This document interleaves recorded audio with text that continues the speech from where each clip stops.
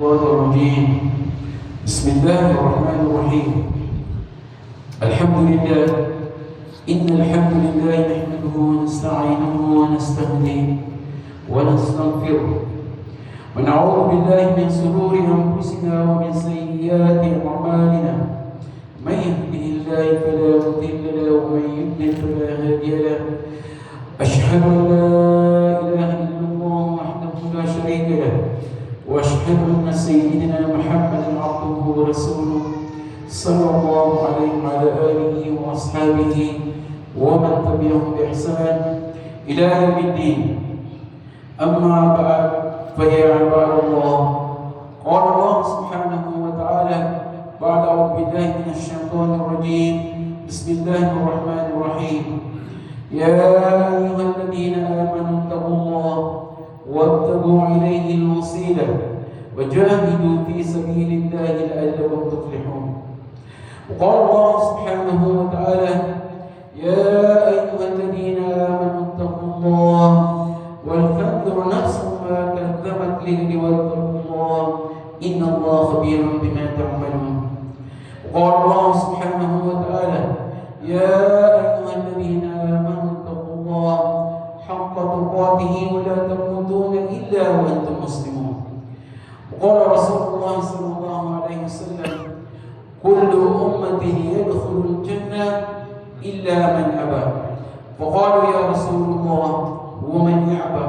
فقال ومن أطاعني دخل الجنة ومن عصاني فقد أبى. Mga anak ni Allah subhanahu wa ta'ala, lubos na yun ang papasalamat sa ating Panginoon Allah subhanahu wa ta'ala dahil sa kanyang awa, dahil sa kanyang mga biyaya na pinagkaloob niya sa atin. Mga anak ni Allah subhanahu wa ta'ala, lagi natin hihingi sa Allah subhanahu wa ta'ala na lahat ng ating mga amal na magaganda, mabuting amal na naisagawa natin ay sana ay tanggapin ng Allah subhanahu wa ta'ala. Mula doon sa pinakamaliit na nagagawa natin ng amal hanggang doon sa malalaking amal na naisagawa natin, lagi natin ito hihingi sa Allah subhanahu wa ta'ala na ito ay tanggapin ng Allah subhanahu wa ta'ala. Dahil mga kapatid sa mga pananampalataya sa mga Allah, yun lang amal na nagawa natin na kinalugdan sa atin ng Allah subhanahu wa ta'ala, yun lang naman ang tatanggapin ng Allah subhanahu wa ta'ala. At ito yung mga amal na dahilan na tayo ay makapunta sa paraiso ng Allah subhanahu wa ta'ala. Mga kapatid sa pananampalataya sa agawan ng Allah subhanahu wa ta'ala, katatapos lang ng Ramadan.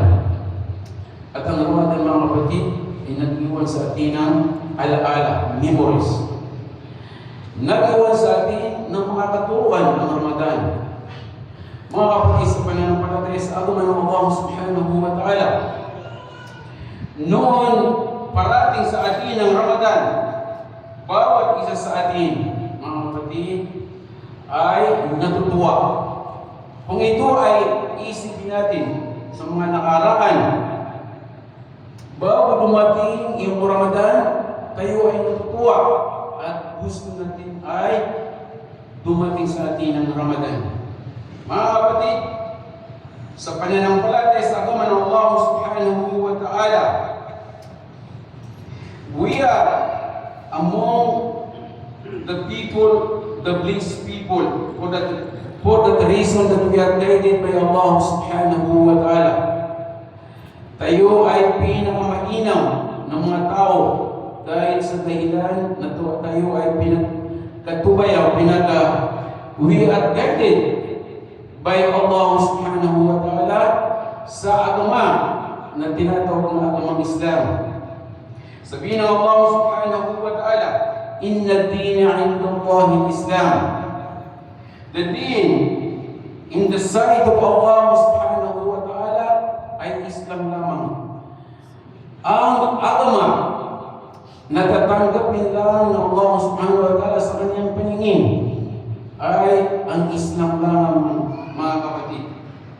Kaya tayo ay pinakamainan tayo ay napapaloob sa Islam, mga kapatid.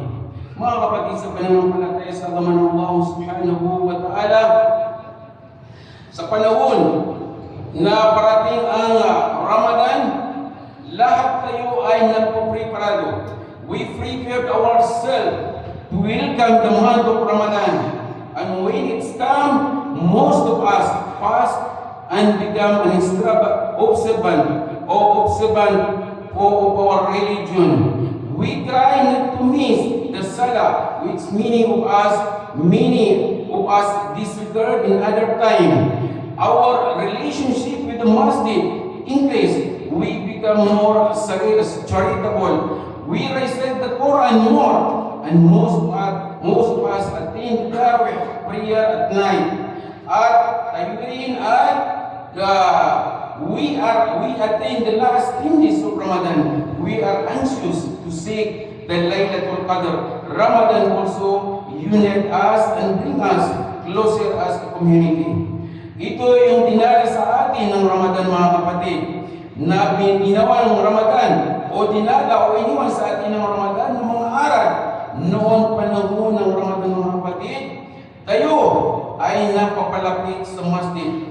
Mismo sa ating mga sarili, nakikita natin na lahat tayo ay isinasagawa natin yung mga sala natin sa masjid.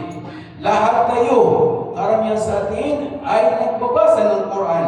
Tayo ay nagdidikr at tayo ay nagtatarawih during the night of Ramadan. At yung huling 10 araw, tayo ay nag-Laylatul Qadr o tayo ay nagsasamba ng sa gabi upang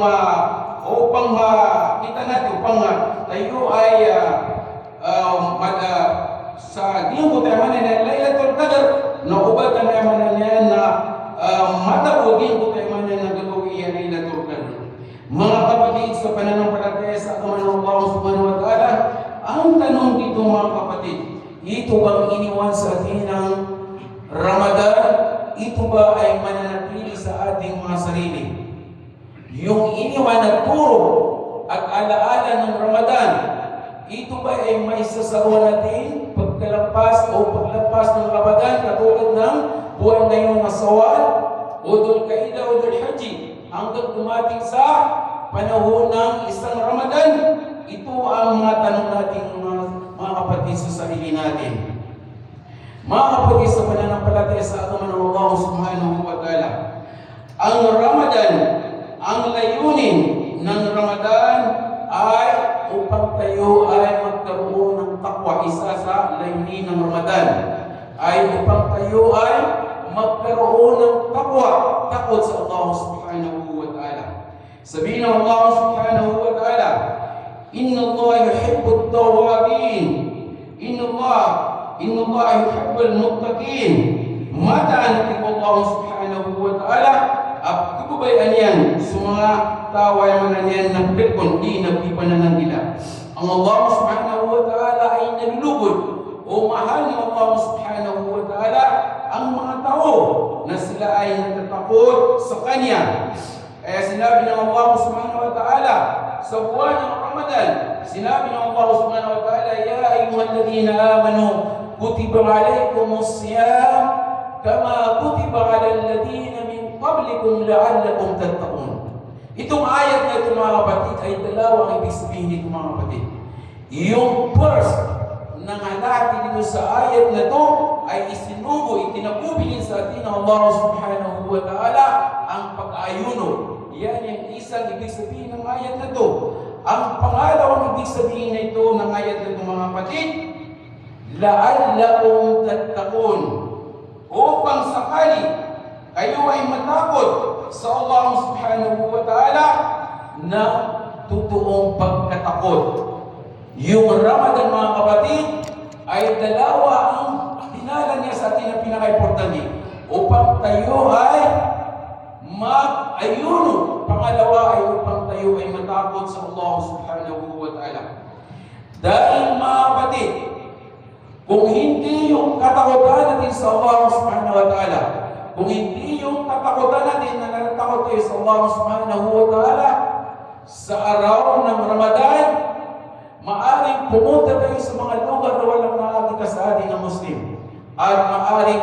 tayo at uminom tayo. Dahil sa nandoon yung takot natin sa Allah subhanahu wa ta'ala, nagagawa natin na kahit nagutom tayo, uhaw tayo, ay naisasagawa natin na hindi tayo nakakain, hindi tayo uminom.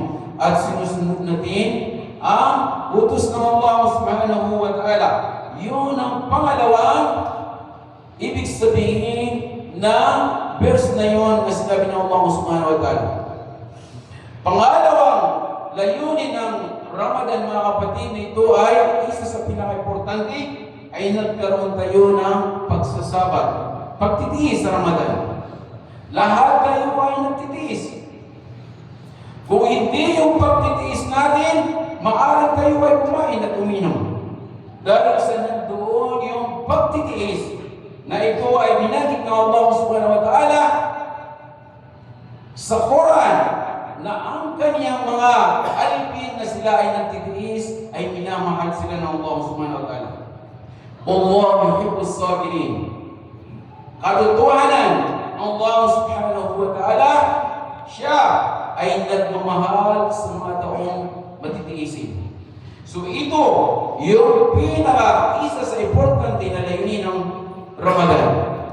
Ang pagtitiis, mga kapatid, ay binanggit ito sa kitab na tatlong klaseng pagtitiis. Ang pagsasabat, unang pagsasabat na binanggit ay yung sabrul ta'at. Pangalawa, yung sabrul musibah. Ang tatlo ay yung sabrul ma'asiyah.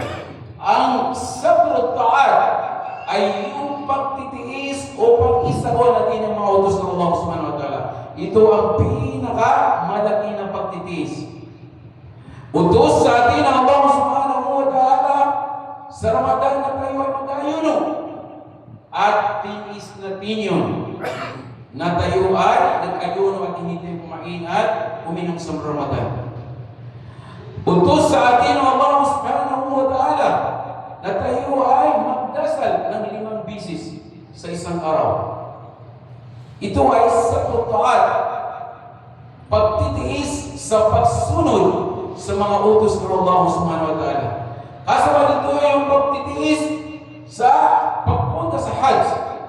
Yung mga tao na sila ay may mga sapat na pera at pag darating na yung Hajj sa mga susunod na buwan, sila ay mag-Hajj.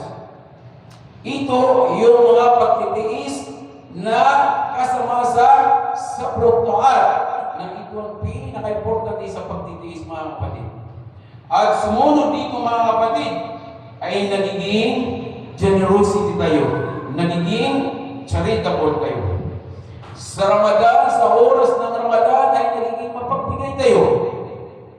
Alam natin sa ating mga sarili kung gaano tayo napagbigay sa panahon ng Ramadan. Bawat isa sa atin ay nagdadala ng mga pagkain upang pakainin yung mga kasama natin. Oo. Dahil sa alam natin, mga kapatid, na binanggit ng Rasulullah sallallahu alaihi wasallam sa mga al-hadith, kung sino man ang nakapag-inom o makapagbigay ng pagkain doon sa nagpapasting, ay ibibigay din ng Allah subhanahu wa ta'ala yung gantimpala na tulad ng gantimpala na binigay niya doon sa nagpapasting. So, dahil sa itong mga hadith ito ng Rasulullah sallallahu alaihi wasallam, bawat isa sa atin ay nagiging charitable, nagiging mapagbigay tayo. Kaya sinabi ng Rasulullah sallallahu alaihi wasallam, sa buwan ng Ramadan, yung mga mu'min ay dinadagdagan ng Allah subhanahu wa ta'ala ang kanilang mga rizki sa buwan ng Ramadan. Yung mga businessman, mismo yung mga sarili natin ay nararamdaman natin sa ating mga sarili. Na lumalago yung business natin during the time of Ramadan. Although kahit hindi natin nagagampanan ng eksaktong mga oras yung mga business natin, dahil sa ito ay binibigyan ng Allah subhanahu wa ta'ala ng baraka, binibigyan tayo ng Allah subhanahu wa ta'ala ng maraming rizki. At ganoon din sa mga tao ng mga normal ang kanilang pamumuhay. Marami din mga kababayan niya na ito ay nagsusuporta sa kanya. at ganoon din sa mga tao na medyo mahirap ang kanilang pamumuhay. So sa Ramadan mga kapatid, ito ay isang napakalaking biyaya bawat Muslim dito sa mundo. Sinabi ng Allah subhanahu wa ta'ala, sinabi ng Rasulullah sallallahu alaihi wasallam sa hadith, bimana al-hadith, sinabi niya, every man will be in the seat of his charity o sadaqah on the day of judgment. Lahat ng mga kalalakihan, sila ay sisilong sa kanilang mga sadaqah sa panahon na tayo ay nilitisin ng Allah subhanahu wa ta'ala sa day of judgment. Ganyan ka-importante ang sadaqah mga kapatid. During the time of Ramadan, nagiging makasadaqah tayo. We are all become generous. We are all become charitable. Sinabi ng Rasulullah sallallahu alaihi wasallam, Allah Ta'ala, ito ay sinabi ng Rasulullah sa hadis qudsi na sinabi ng Allah, Ya Bani Adam, unfik alayka. O kayong mga anak ni Adam, gumastos kayo at ako ay gagastos ninyo. Ito ay turo sa atin ng Ramadan. Ang mismo Allah subhanahu wa ta'ala ang nagsabi sa atin, o kayong mga angkaw, o kayong mga anak, o kaanak-anak ni Adam alayhi salam, gumastos kayo. Mamigay kayo ng sadaqah. Unfik alayka, at ako ay gagastos sa inyo. At ang sinabi ng Allah subhanahu wa ta'ala sa Quran, kung sino ang gumastos ng isang piraso, man jaa bil hasanati kana lahu ashru amthaliha.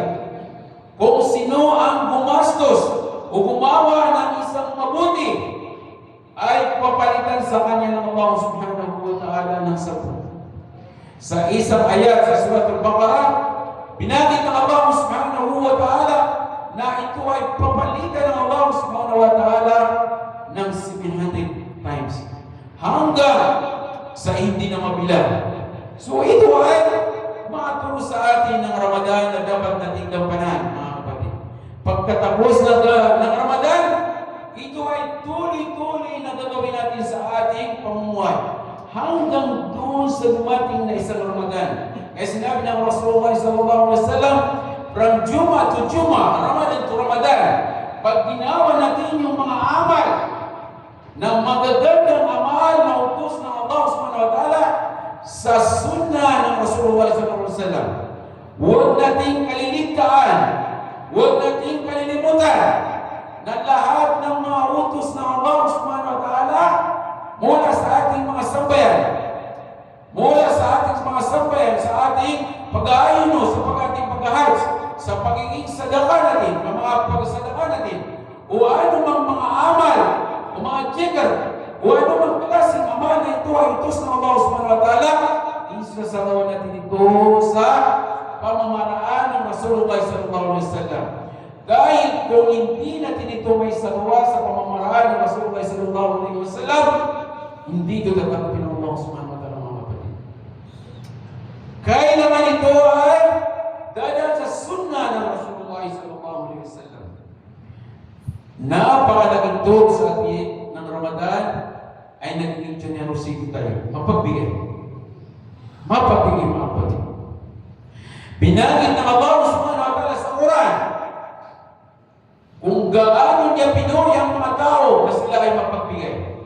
Sinabi ng Allah subhanahu wa ta'ala, الذين ينفقون أموالهم بالليل والنهار سرا وعلانية فلهم أجرهم عند ربهم ولا خوف عليهم ولا هم يحزنون. Ang ibig sabihin, mga kapatid, iyong mga bumubugol ng kanilang mga kayamanan sa gabi at araw sa landas ng Allah subhanahu wa ta'ala, magiging ito man ay tabu o hayag sa kanila, gantimpala nagmumuda sa kanilang Panginoon Allah subhanahu wa ta'ala, sila ay walang mararanasan na pangamba at sila ay walang kalungkutan sa iyong al-qiyamah. So ito ay isang pagpupuri ng Allah subhanahu wa ta'ala sa kanyang mga alipin. Yung mga tao na sila ay gumugugol, ibig sabihin namimigay sa kanilang kayamanan. Hindi ang namimigay lang mga kapatid ay yung mga mayaman. Huwag natin ito sabihin na ang may karapatan lang o ang binigyan lang ng obligasyon na mamigay ay yung may mga mayaman. Sinabi ng Rasulullah sallallahu alaihi wasallam, ang mga mayaman na nagbibigay ng sadaqah ay pinalulunan ng Allah subhanahu wa ta'ala. Kababayan ng Allah, ang iyang puto mga mayaman ayaw na imamagay. Subalit, mas kinalulunan ng Allah subhanahu wa ta'ala yung mga pobre na namimigay. Allah Rabbi.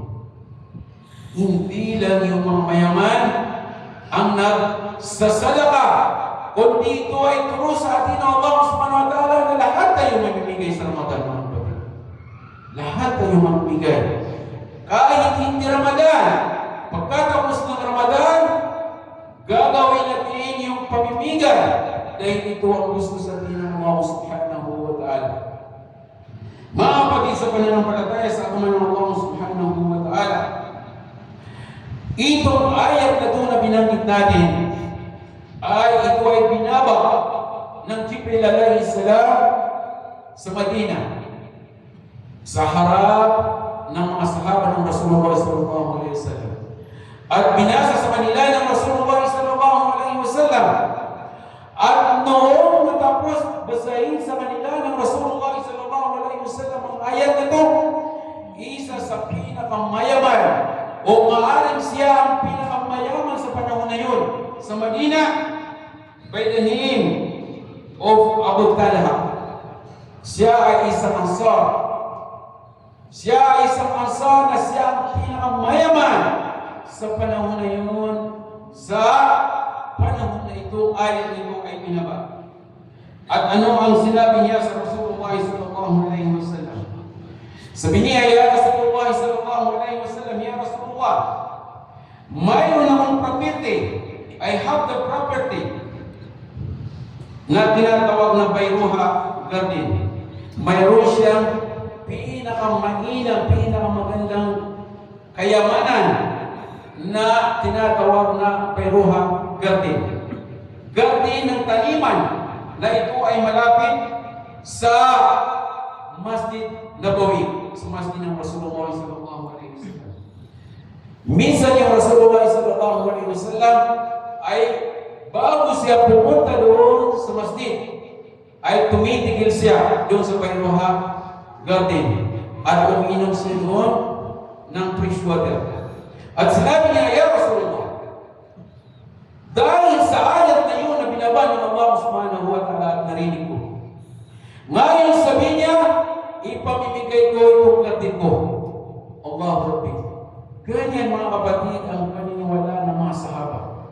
Ganyan sila naniniwala sa mga revelation, mga binababa sa kanila ng ayat ng Allah subhanahu wa ta'ala.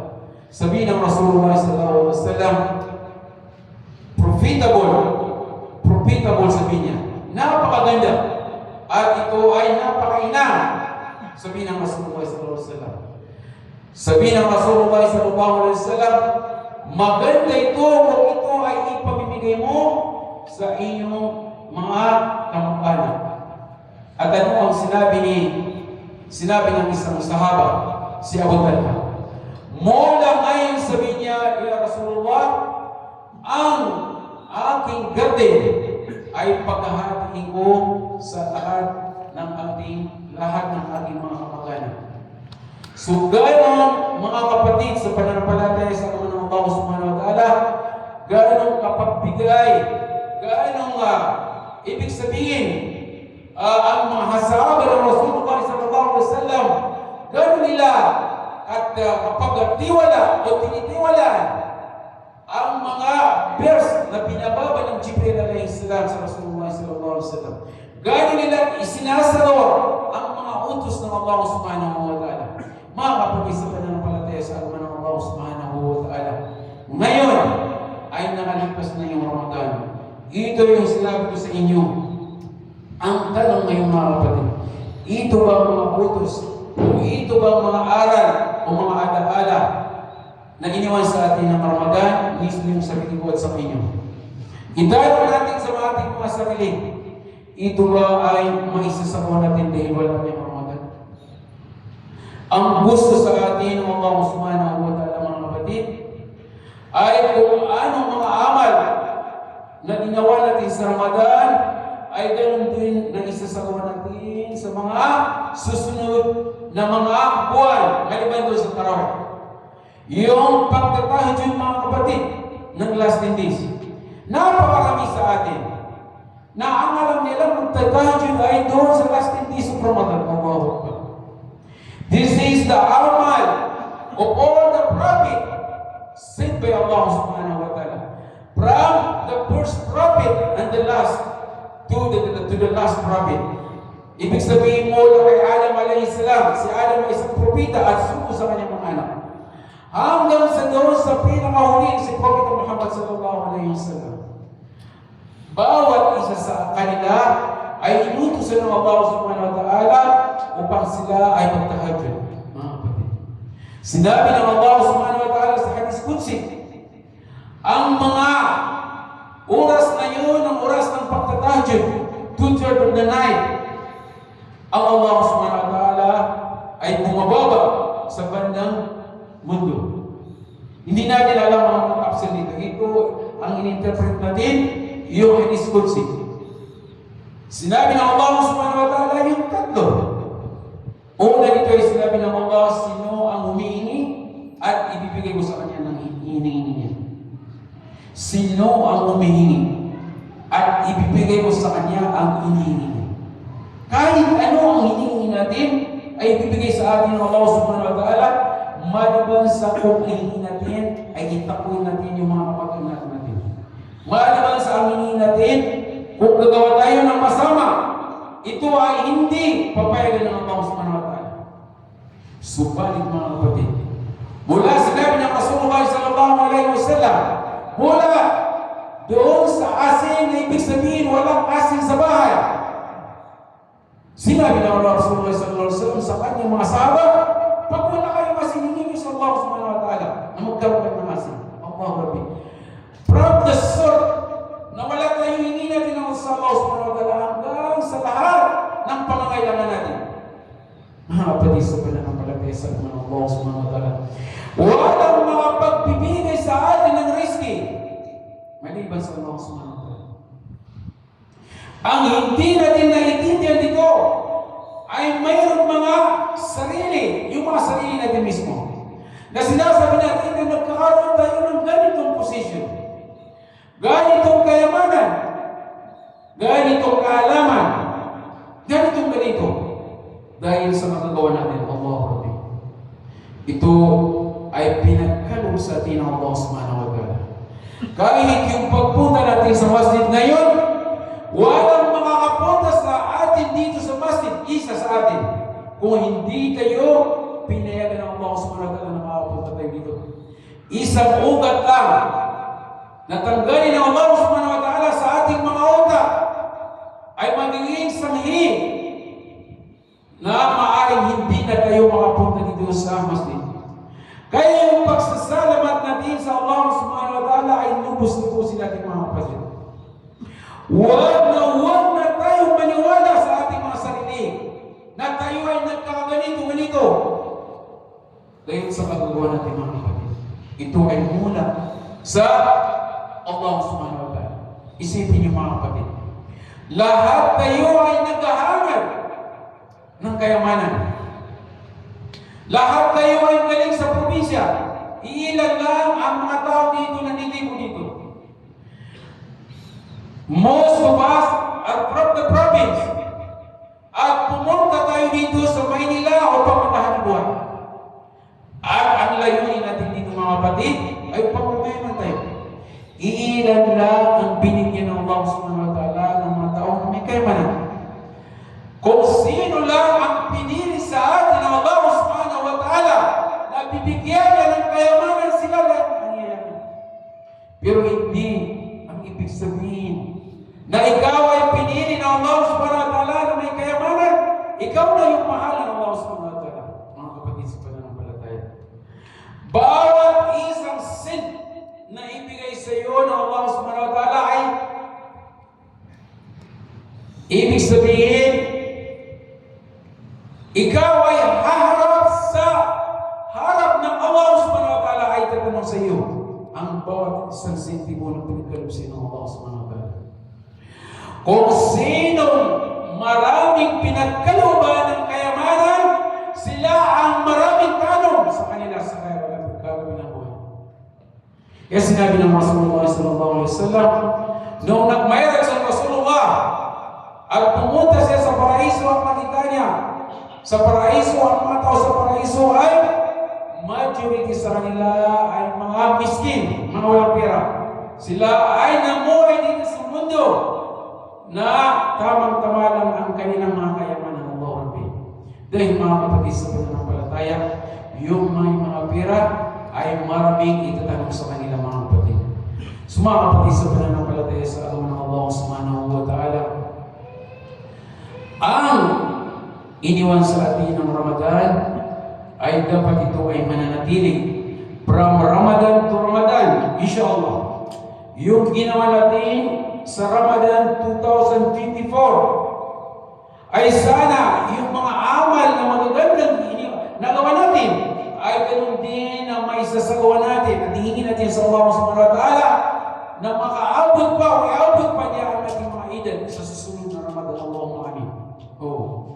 At mas lalo natin masasagawa ang mga amal na madadagdagan natin.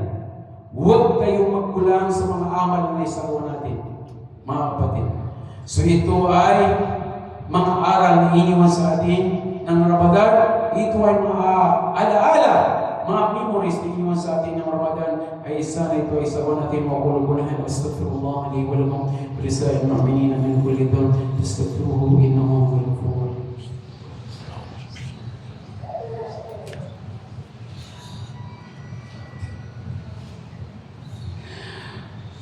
Alhamdulillah Rabbil Alamin, wassalatu wassalamu ala man la nabiyya ba'da. Mga kapatid sa pananampalataya sa agawan ng Allah subhanahu wa ta'ala, ngayon buwan na ito, Sawal ay mayroon pang natitirang 6 na araw, maring 6 na araw.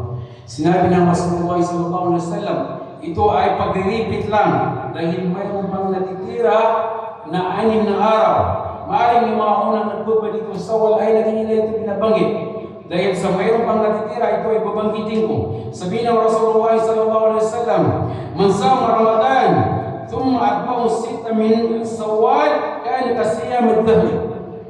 Kung sino ang nagpasting ng Ramadan, yung buong Ramadan, at pagkatapos ay dinagdagan niya ng 6 na araw dito sa Shaban, para siyang nagpasting, para siyang pinagayunuan yung buong isang taon.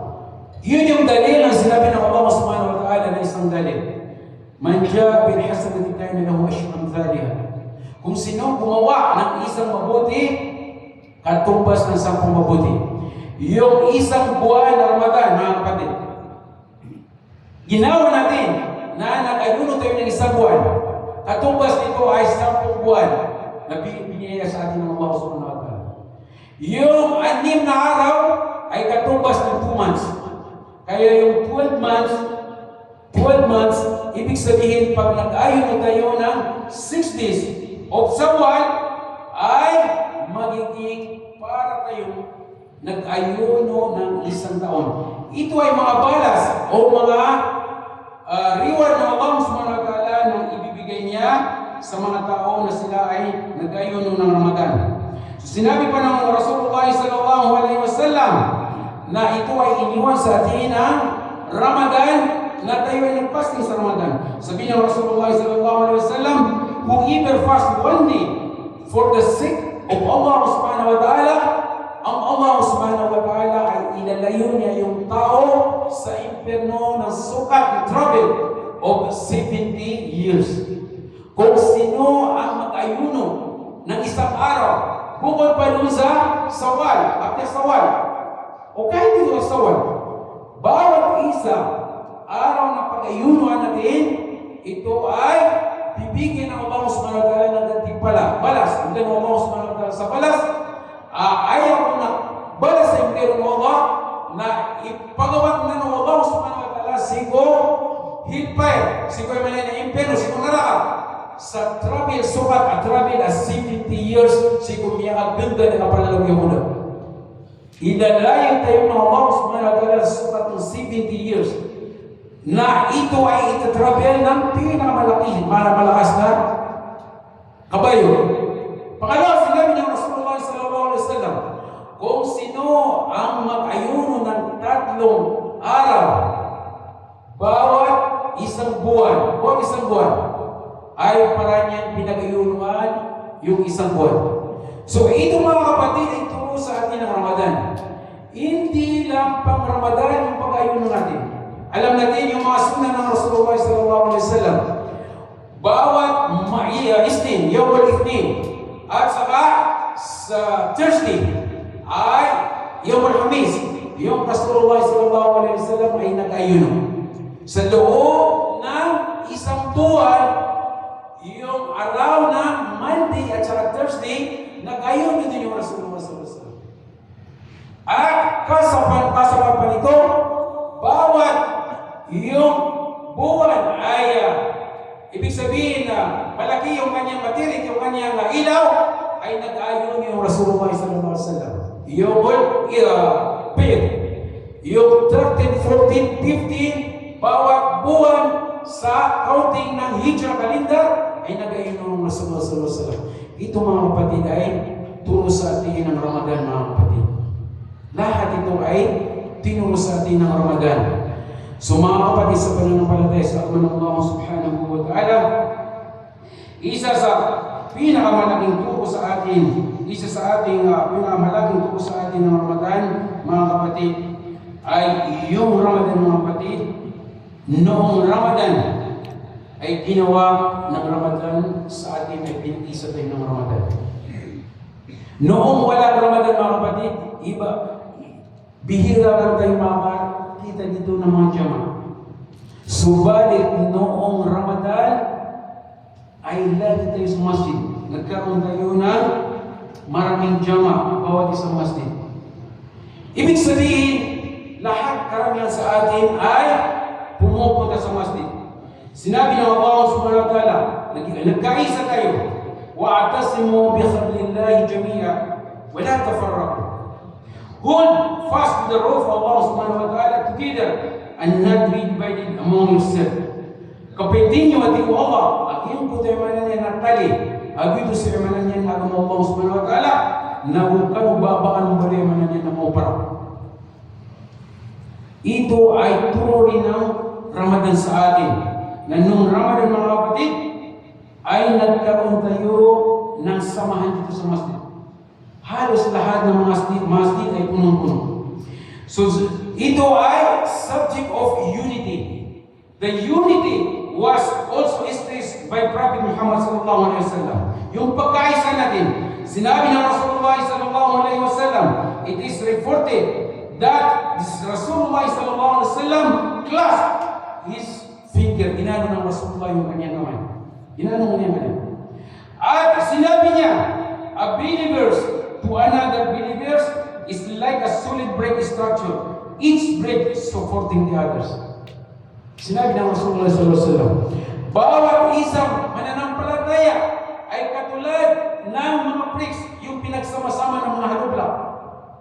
At nakita niyo yung mga halubla na pinagsama-sama. Sinusuportahan niya yung kanyang ibang bricks. So ganyan ang turo sa atin ng Ramadan. Ibig sabihin, bawat isang Muslim ay magkaroon ng suporta sa kanyang kapatid na Muslim. Ito ay utos ng Rasulullah SAW. Huwag kayong maghiwa-hiwalay. Ang gusto ng Allah subhanahu wa ta'ala ay lagi tayo nagkaisa. Sa isang hadith, binanggit ng Rasulullah SAW, the believers is like a mirror for his believing brother.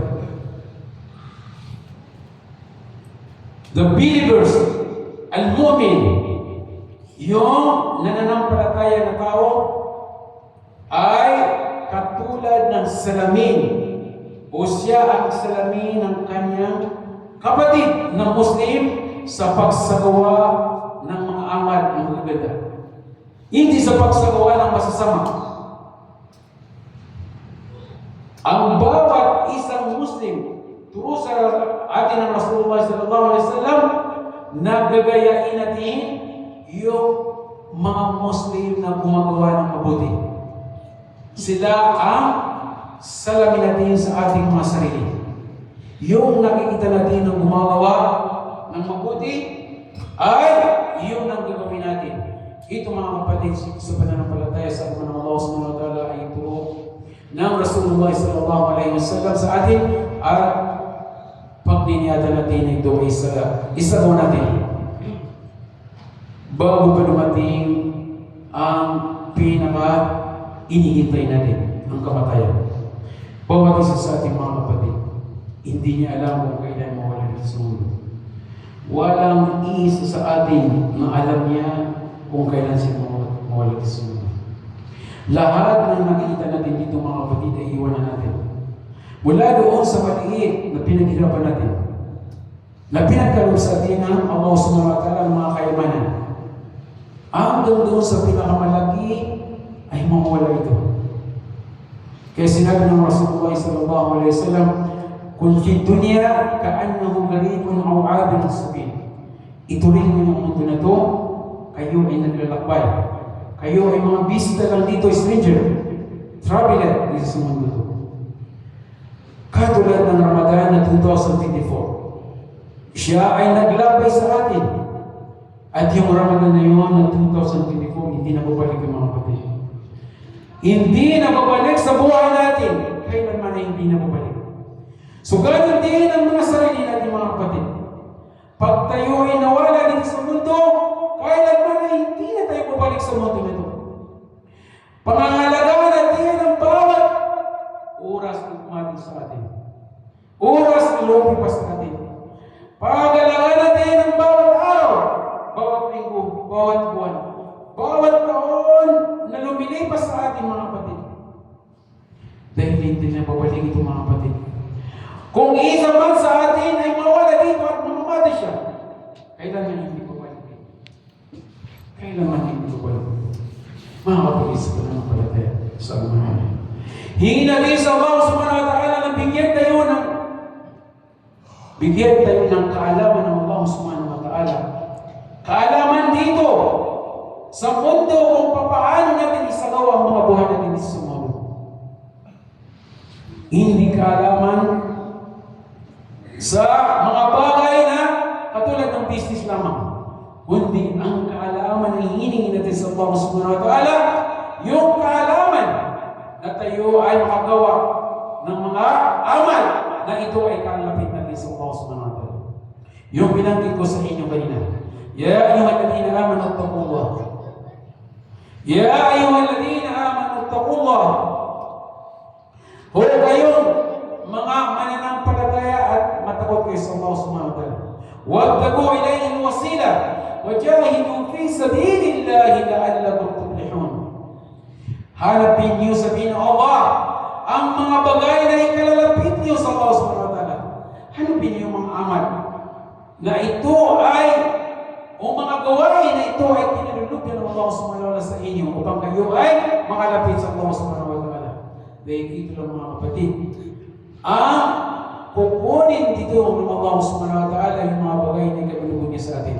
Siya mga kapatid, ito ay pagniniyata natin ng lahat ng aral at mga memories, mga alaala na iniwan sa atin ng Ramadan at yung mga ginawa natin sa Ramadan ng mga amal, inihingi natin sa Allah subhanahu wa ta'ala na ito ay tanggapin niya at mas lalo tayong magiging mas malapit sa Allah subhanahu wa ta'ala. Inna Allah wa malaikatahu yusalluna 'alan nabi ya ayyuhalladhina amanu sallu 'alaihi wa sallimu taslima. Allahumma salli ala Muhammad wa ala ali Muhammad kama sallaita ala Ibrahim wa ala ali Ibrahim wa barik ala Muhammad wa ala ali Muhammad kama barakta ala Ibrahim wa ala ali Ibrahim fil alamin innaka Hamidum Majid. Ud'uni astajib lakum ya rabbal alamin. اللهم لك الحمد كله ولك الملك كله ولك الشكر كله وبيدك الخير كله وإليك يرجع الأمر كله. اللهم إنا نسألك العفو والعافية. اللهم إنا نسألك العفو والعافية في الدنيا والآخرة. اللهم إنك عفو تحب العفو فاعف عنا يا رب العالمين. اللهم إنك عفو تحب العفو فاعف عنا يا رب العالمين. اللهم لا تدع لنا ذنبا إلا ولا هما إلا فرجته، ولا دينا إلا قضيته، ولا مريضا إلا شفيته، ولا حاجة من حوائج الدنيا والآخرة إلا قضيتها يا رحمن